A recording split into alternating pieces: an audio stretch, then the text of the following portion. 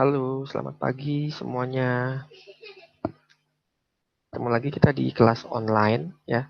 Dimana di minggu ini kita memulai pelajaran manajemen project dengan belajar mandiri di rumah ya. Tetapi pelajaran mandiri tersebut ada guidance-nya dari apa yang saya jelaskan untuk materi kita minggu ini gitu ya. Jadi nanti saya akan presentasikan bahan apa saja yang jadi materi belajar minggu ini, kemudian saya menjelaskannya. Nah, di rumah kalian bisa mengatur waktu yang paling santai, yang paling nyaman untuk belajar tentang materi minggu ini. Itu. Jadi minggu ini nggak ada pertemuan online di Google Meet atau di Zoom, tapi kalian lebih belajar mandiri dan mencatat apa yang uh, jadi yang menurut kalian penting ya. Menurut kalian penting untuk step selanjutnya dalam kelas manajemen project ini. Oke, saya present dulu materinya ya.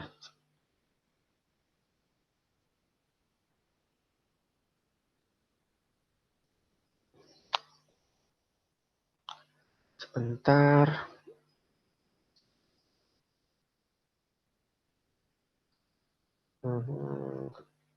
Sebentar. Kita pakai materi yang sama minggu kemarin, tapi di bagian yang berbeda. Nah, ini.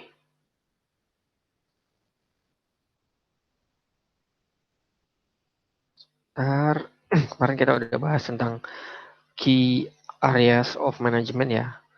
Ini ada triple constraint, key areas of project management, scope, issue, cost, quality, bla bla bla bla. Nah, ini yang harus kalian manage di setiap langkahnya, di setiap iterasi atau di setiap step gitu ya, di setiap step dari project yang mungkin akan kalian buat di masa yang akan datang. Nah, sekarang di minggu ini, nah kita udah bahas ini kemarin di minggu lalu, dan mudah-mudahan kalian mengerti karena tidak ada pertanyaan, ya tidak ada pertanyaan masuk atau diskusi di dalam Google Classroom-nya. Nah, di minggu ini kita belajar tentang project life cycle. Nah, kalau di algoritma dan pemrograman atau rekayasa perangkat lunak mungkin ya, di mata kuliah itu kalian belajar System Development Life Cycle gitu ya, atau SDLC. Ya, di sana ada agile, ada waterfall gitu ya. Nah, ya di sini juga ada gitu, tapi project life cycle ya. Dimana mungkin project itu bisa saja membangun perangkat lunak atau sistem informasi. Nah, kalau membangun perangkat lunak atau sistem informasi nanti ada langkah-langkahnya, yaitu yang SDLC itu gitu ya. Nah, ini level yang lebih general lagi. Jadi ini level yang dalam tanda kutip gitu ya, back end-nya dari teknis project, dari teknis pembuatan sistem informasi atau aplikasi tersebut. Ya, di sini kita membahas banyak hal, mulai dari skopnya, anggaran, sumber daya manusia, kebutuhan user, ya, kemudian pengembangan, implementasi. Wah, kita lihat dari sudut yang lebih umum, ya, lebih general. Penjadwalan dan lain sebagainya itu ada di sini. Dan ini tidak harus tidak, ini bisa dilihat dari sisi umum gitu ya. Jadi project life cycle ini adalah karakteristik umum. Jadi nggak harus untuk khusus berhubungan dengan proyek sistem informasi atau teknologi informasi. Ya, oke, lanjut. Ini kalau kalian perhatikan di sini, ya, bisa di zoom nggak sih? Oh, salah. Oh, ini zoomnya. Saya salah mencet. Kita zoom sebentar. Nah, kita nggak lama ya. Paling 30 menit sekali ya untuk menjelaskan ini. Jadi supaya kalian langsung nggak lelah juga, nggak capek kalau bisa ngerjakan yang lain nanti setelah belajar dari Manpro ini. Gitu. Nah, langkah-langkahnya pertama itu initial, definition, planning, atau ya planning, implementation, deployment, dan closing. Ya, ini sebenarnya nggak baku. Jadi ya nggak perlulah closing, boleh gitu ya. Ya, tapi nggak perlulah inisiasi. Inisiasi misalnya digabung dalam tahap definisi, ya boleh aja gitu. Tapi namanya dalam sisi akademik itu biasanya ada acuannya, ada standarnya gitu. Nah, ini adalah idealnya atau standar yang banyak digunakan gitu. Walaupun nanti pada kenyataannya mungkin ada beberapa proses yang digabung atau ditiadakan, atau mungkin gitu ya, karena kemarin kita bahas tentang cost atau time ya. Jadi mungkin untuk menyiasati cost yang lebih rendah atau waktu yang lebih, untuk pengerjaan yang lebih cepat gitu ya, karena skopnya mungkin nggak terlalu besar. Nah, ini bisa di customize gitu ya, bisa di customize, bisa disesuaikan dengan kebutuhan gitu. Nah, ya itu nanti jika kalian memang realnya akan melakukan hal seperti itu. Nah, tapi kalau kita bahas dari sisi akademisnya, standarnya ini langkah-langkahnya gitu. Lanjut ya. Oh ya, sebelum masuk itu, sebenarnya strategi lain selain tadi bisa dengan penggabungan atau pengurangan gitu ya, kita juga bisa punya strategi misalnya gini, kayak kalau kayak waterfall gitu ya. Tahap inisialisasi harus selesai sebelum tahap definisi dilakukan. Atau ada strategi lainnya. Ya udah, lakukan aja tahap inisialisasi, definisi berbarengan dengan planning juga berbarengan ya, di tahap awal gitu. Jadi 3 step langsung berjalan pada periode bulan pertama gitu. Nah, bisa saja distrategikan seperti itu ya. Atau bisa juga tadi dibilang dalam 1 bulan pertama, minggu pertama semua menyelesaikan tahap inisialisasi. Minggu kedua untuk definisi, minggu ketiga untuk planning ya, seperti itu. Nah, itu 2 skenario atau 2 strategi juga yang bisa kita pakai dalam project dalam mengcustomize siklus ini gitu ya, siklus project ini gitu. Di samping tadi ada pengurangan atau penambahan tahapan ya, nggak jadi masalah juga. Akan tetapi yang paling penting dari semua itu, dari hasil customize itu adalah dokumentasi. Jadi setiap langkah ini sebenarnya adalah dalam tanda kutip bab gitu ya, ada babnya, ada bab di mana setiap bab itu ada drop down isinya gitu. Ya, jadi yang penting dokumentasinya, ada argumentasinya kenapa hal itu dilakukan, kenapa hal yang lain tidak dilakukan, berapa lama uh, hal tersebut bisa dilakukan, hasilnya seperti apa dalam setiap langkahnya. Jadi yang paling penting dalam setiap tahapan ini adalah dokumentasinya. Dokumentasi itulah mengapa dikatakan penting, karena nanti bisa bermanfaat saat akan ada pengembangan sistem. Jadi ada pengembangan sistem di masa yang akan datang. Atau akan membuat sistem yang baru gitu ya. Tapi dengan mengadopsi mungkin 30% dari langkah-langkah sistem yang lama. Nah, seperti itu. Jadi project dokumentasi itu penting. Atau digunakan juga untuk user nanti. Kita buat dokumen penggunaannya atau manual book untuk user A, user B, untuk manager A, manager B. Nah, jadi dokumentasi sih sebenarnya arah dari itu semua gitu ya. Di samping nanti ada beberapa hal teknis yang tentunya akan berkaitan dengan project yang kalian buat. Lanjut lagi, ini ada inisialisasi atau tahapan awal ya. Tahapan awal inisiasi. Oke, kalau kita lihat, kita gabungkan dengan definition. Sebentar, saya baca dulu. Kenapa saya bilang ya ini bisa aja digabungkan sih definisi dengan inisiasi. Misalnya gini, untuk tentukan kebutuhannya. Kebutuhannya itu apa? Jadi si kemarin itu kita bahas si customer atau klien kita maunya apa sih? Apa yang dia inginkan? Tujuan akhirnya seperti apa? Berapa budget yang dia punya? Seperti itu. Kemudian kalau kita lihat di sini, nah ini sama nih. apa tujuannya di definition ya, apa ruang lingkupnya, seberapa besar atau scope projectnya, kira-kira apa yang dipikir, kendala-kendala apa yang mungkin terjadi ya dari permintaan klien tersebut. Nah, itu sebenarnya berkaitan ya. Jadi penentuan kebutuhan, analisis ROI-nya atau return of investment-nya, kapan kembali, untungnya, bagaimana penganggarannya, itu berkaitan juga sih sebenarnya dengan tahap definisi ini ya. Nah, tapi sebelum ke sana kita lihat dulu. Di tahap inisiasi ini ada analisis investasi, ROI-nya seperti apa. Kita investasinya seberapa untuk mendapatkan untung seberapa di berapa bulan atau berapa tahun ke depan. Kemudian siapa nih bosnya gitu ya. Next nih, siapa nih bosnya? Siapa yang ngambil keputusan? Gimana strukturnya? Siapa level manager tertingginya? Siapa manajer middle levelnya? Ya, siapa yang menjalankan di level yang paling rendah atau low level manajemennya? Oke, oke, berapa anggarannya?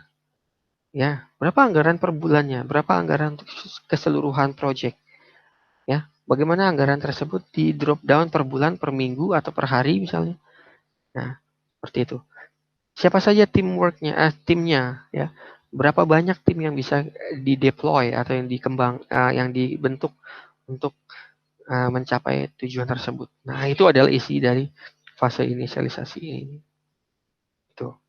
Berikutnya,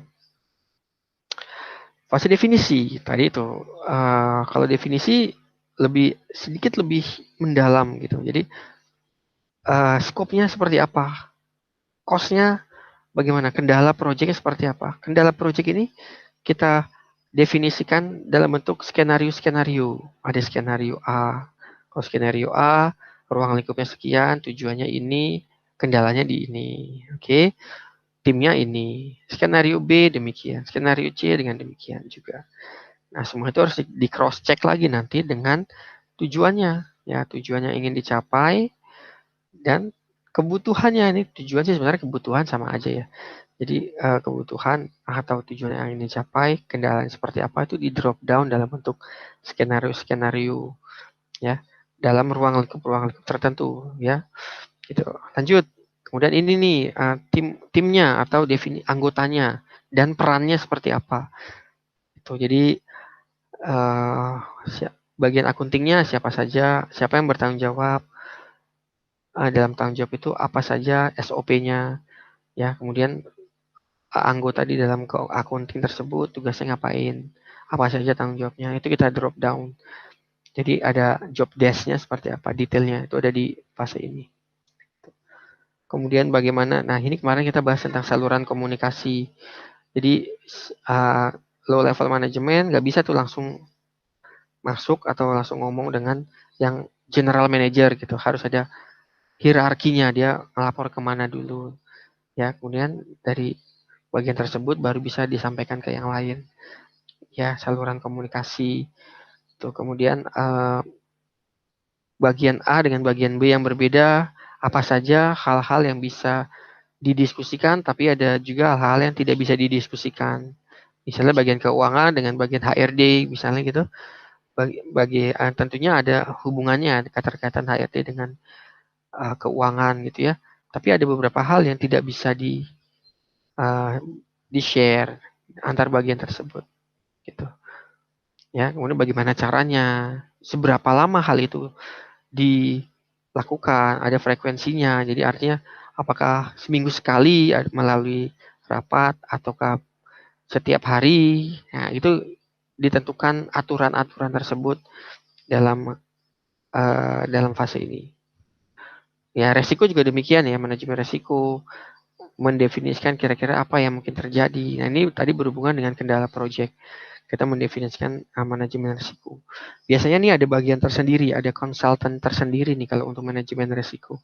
Sehingga dia bisa lebih detail mendalami ya. Gitu. Kalau saya garis bawahi di tahap kedua ini sebenarnya kayak mendefinisikan aturan mainnya ya, mendefinisikan aturan mainnya pada setiap bagian sehingga pada saat nanti berjalan tidak lepas dari aturan main tersebut. Jadi masing-masing anggota, masing-masing bagian itu berjalan dengan aturan mainnya sendiri dan berkomunikasi dengan etiknya, berkomunikasi dengan bagian lain dengan etika atau dengan aturan-aturan yang sudah ditentukan sebelumnya. Gitu. Ini definition base. Ya, di planning. Ya, planning udah lebih ke detail lagi, udah mulai memasuki tahapan-tahapan yang menjelang implementasi proyek tersebut. Gitu. Udah mulai siapa saja mengerjakan, namanya siapa nama manajernya, siapa nama bawahannya, bagaimana proses seleksinya, ya itu udah mulai ke hal-hal yang lebih teknis dalam hal sebelum proyek itu dimulai gitu. Atau mungkin struktur rincian kerjanya, kemudian jadwalnya, ya bagaimana dengan quality assurance-nya, siapa yang menjamin quality assurance, bagaimana cara mengukurnya, menghitungnya, ya gitu. Berapa lama quality assurance itu dapat dijalankan dan sebagainya. Itu ada di planning. Nah, itu kita breakdown ya ke dalam bentuk struktur seperti ini. Mendefinisikan, mengatur ruang lingkup project. Level pertama, kedua, menetapkan serangkaian hasil yang direncanakan secara kolektif. Level selanjutnya, mewakili 100%. Jadi, gampangnya gini, kita breakdown dulu. Kalau ini adalah breakdown problem, berarti problem itu kita pecah-pecah. Jadi, kita pecah-pecah untuk kemudian dikerjakan. Siapa yang mengerjakan masalah A1, siapa yang mengerjakan masalah A2, siapa yang mengerjakan masalah A3 gitu ya. Itu kalau kita lihat dari sudut pandang problem. Kalau kita lihat dari sudut pandang structure gitu ya, siapa general manajernya, siapa manajer bagian A, siapa manajer bagian B, siapa manajer bagian C. Manajer bagian A, SOP-nya atau ruang lingkupnya adalah ngapain, ini ada anak buahnya siapa aja gitu ya. Itu kalau kita lihat dari sudut pandang struktur organisasinya. Nah, itu contoh dari working breakdown structure. Ini juga tadi berhubungan dengan planning juga. Gitu. Ya, sekarang itu udah fase ketiga ya, udah mulai planning. Ada 3 lagi nih. Implementasi, deployment, and closing. Next ya. Oh ya, kalian tetap bisa ini bertanya jika ada hal yang kurang dimengerti melalui komen ya. Kalau di Google, kalau di Classroom pakai komen. Jadi ada komen, nanti kita bahas, saya jawab. Kalau diperlukan kita webinar juga, gitu ya, supaya clear up untuk materi minggu ini. Jut.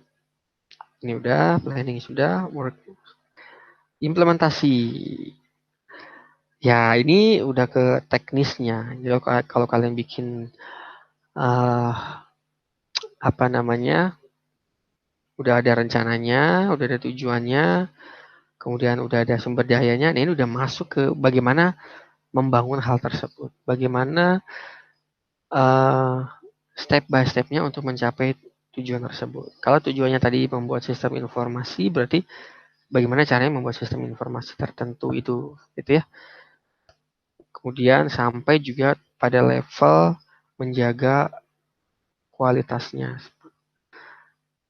Kemudian di sini juga kalau kalian tadi udah belajar tuh kalau hubungannya dengan sistem informasi atau membuat aplikasi, ada SDLC misalnya. Nah, ini di sinilah SDLC-nya bisa juga masuk gitu di tahap implementasi ini. Tahap pertamanya dilakukan apa ya? Tahap keduanya apa ya? Tahap ketiganya apa ya? Nah, itu ini udah mulai dilakukan di dalam tahap di implementation phase ini.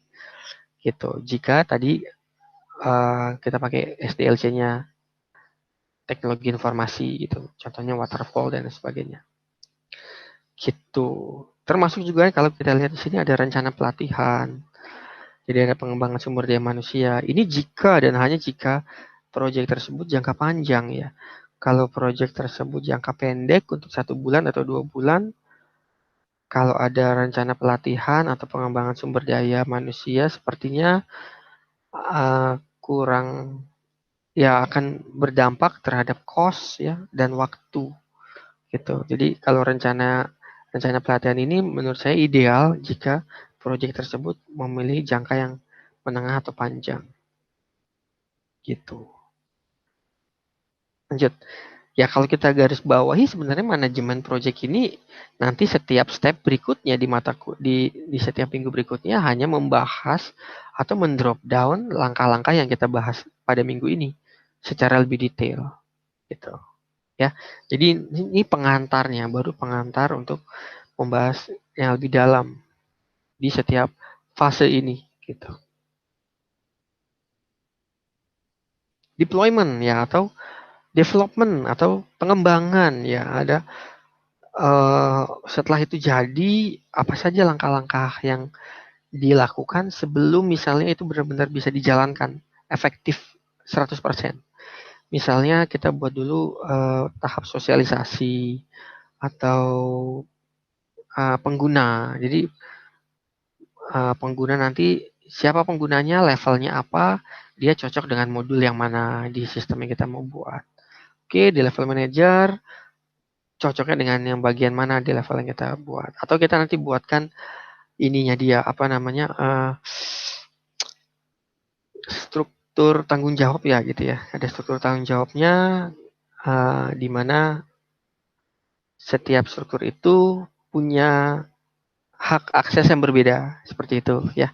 Itu harus disosialisasikan. Atau nanti kita buat juga survei mungkin. Kita buat survei untuk melihat seberapa efektif yang digunakan dan mungkin di tahap ini juga penting mungkin ada waktu khusus untuk memperbaiki.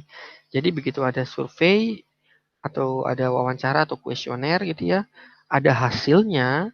Nah, ternyata ada kekurangan gitu, ada beberapa kekurangan. Nah, kita harus pikirkan juga tuh di dalam tahap ini ada spare waktu untuk menyempurnakan itu. Ya, menyempurnakan sebelum nanti dicobakan lagi ya di uh, dicoba, diulas lagi sebelum benar-benar 100% dijalankan. Nah, di sini biasanya constraint utamanya adalah waktu ya dan karena waktu itu nanti akan berhubungan dengan uh, berapa lama orang bisa berlatih diri pada sistem yang udah kita buat tuh. Kemudian butuh waktu untuk menganalisis hasilnya, kemudian memperbaiki lagi, kemudian mengulangi proses yang awal tadi, mengujikan lagi untuk mendapatkan feedback dari pengguna, memperbaiki lagi jika sudah ada dan sebagainya. Nah, itu membutuhkan waktu. Nah, kalau pada proyek-proyek jangka pendek ini biasanya banyak dalam tanda kutip di skip gitu ya. Tapi sebenarnya kurang baik sih. Jadi langsung aja diimplementasikan gitu ya. Jadi orang belajar pada saat itu sudah diimplementasikan. Nah, itu sebenarnya kurang ideal ya, kurang ideal. Jadi ada banyak trial error yang nantinya justru akan beresiko terhadap ini kegiatan hariannya gitu. Ya, sehingga mungkin harusnya setiap hari ada report gitu ya. Pada bagian tertentu ini dia belum bisa buat report, dia hanya baru bisa membuat data transaksinya aja. Gitu misalnya. Karena dia nggak tahu gimana caranya membuat report itu. Nah, itu resikonya akan seperti itu. Itu salah satu resikonya kalau tahapan ini di skip gitu. Untuk menghemat banyak waktu, banyak uang ya dan sebagainya ini itu tapi tetap memiliki resiko. Itu harus dipertimbangkan oleh si project manajernya. Oh, ya project manager ini harus punya pemikiran yang mendalam mengakali bagian deployment phase ini supaya bisa optimal ya mungkin 50-50 jadi ada yang di skip soalnya ada yang tetap harus menjalankan proses sosialisasi pelatihan dan lain sebagainya gitu. Lanjut ya closing tadi ya sudah masuk penutupan jadi udah oke semua udah berjalan pada saat berjalan itu nanti kita evaluasi lagi ya dievaluasi lagi hasilnya apa tetapi hasilnya tidak serta-merta bisa langsung kita perbaiki pada saat itu ya jadi akan menjadi catatan kita mungkin suatu saat kita mengerjakan proyek yang lain itu bisa menjadi catatan untuk masuk di proyek yang baru ini kemudian ini akan berkaitan juga dengan kontrak bagaimana pembayarannya ya dengan klien tadi. perjanjiannya seperti apa. Kemudian tadi tuh pelajaran yang dapat diambil seperti apa kekurangannya dalam keseluruhan fase tadi, kita analisis sehingga nanti bisa jadi bahan evaluasi kita pada saat membangun proyek lain di masa yang akan datang. Gitu. Itu materi singkat hari ini ya. Nah ini, oh ya, ini satu lagi, ini ada proyek yang sering kita pakai, yaitu PERT chart atau dan Gantt chart gitu ya. Project yang banyak ini, kalau PERT chart itu kalau kalian perhatikan mirip kayak state state machine ya, finite state machine ya. Jadi kayak kumpulan state plus ininya dia, transisinya dia. Nah, ya 10 ke 30 ada 3 bulan proses di sini contohnya ya. Jadi ini seperti rangkaian transisi apa atau proses apa saja yang bisa divisualisasikan dalam bentuk per chart ini gitu. Nah, tapi kalau ini Gantt chart itu biasanya kita pakai untuk jadwal misalnya, atau yang nggak hanya jadwal sih, tapi juga bisa untuk seberapa progress report ya, progress report. Jadi minggu pertama udah berapa persen, minggu kedua udah berapa persen ya. Ya, ini dua tools ini sebenarnya tambahan, jadi bisa menggunakan yang PERT atau yang Gantt chart. Itu nanti akan kita bahas lebih mendalam di mana implementasinya di dalam project life cycle itu. Gitu. Oke, itu materi kita pada minggu ini. Jadi memang singkat ya, karena ini baru pembuka ya, dimana setiap minggunya nanti kita akan bahas satu persatu lebih dalam lagi. Gitu. Sekarang saya stop sharing dulu. Kita kembali ke kelas kita. Nah, ya saya ulangi lagi. Jadi kalian bisa memberikan komen atau bertanya pada kolom komen di Google Classroom jika ada pertanyaan atau bagian yang kurang jelas gitu ya. Kemudian di minggu depan kita akan lihat apakah kita tetap pakai video seperti ini atau kita bisa pertemuan kelas ya, pertemuan kelas atau webinar seperti biasa gitu, atau mungkin belajar mandiri ya. Saya belum menentukan seperti apa bentuknya ya, dan saya harap materi kita pada hari ini berguna dan bermanfaat bagi kalian, entah itu untuk membuat skripsi kalian nanti mungkin, atau mungkin kalian sedang mengerjakan project, atau suatu saat nanti kalian jadi manajer project ya. Semoga bisa bermanfaat untuk kalian semua. Oke, sampai ketemu lagi minggu depan. Selamat pagi.